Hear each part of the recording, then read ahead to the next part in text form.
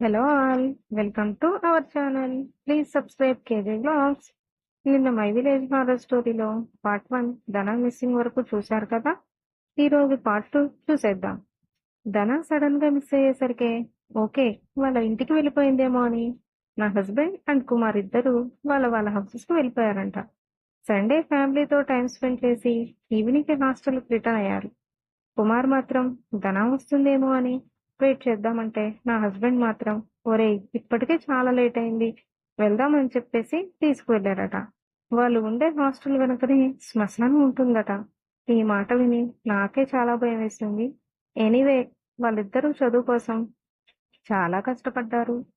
Okay, ఇక స్టోరీలోకి వెళ్ళిపోతే ఆ శ్మశానంలో అప్పుడే ఎవరో ఒక పర్సన్వి దహన సంస్కారాలు కంప్లీట్ అయిపోయినా కానీ ఆ మంటలు ఇంకా వెలుగుతూనే కనిపిస్తూ ఉన్నాయట. అది చూసి ఇద్దరు చాలా భయపడ్డారంట. ఓకే అనుకుని ఇద్దరు నిద్రపోయారు. మిడ్ నైట్ కరెంట్ పోయిందట. నా హస్బెండ్ వాటర్ కోసమని ఒక క్యాండిల్ పట్టుకొని లేచి వాటర్ పాట్ దగ్గరికి వెళ్ళారంట. ఆ వాటర్ పాట్ ఏమో వరండాలో ఉంటుంది. సడన్ గా అక్కడ ఏదో నీడలా అనిపించి ఓకే నిద్రమత్తులో చూసాయేమో అనుకొని రూమ్ లోకి వచ్చారట. అక్కడ విండో దగ్గర మళ్ళీ సేమ్ అదే నీడలా అనిపిస్తే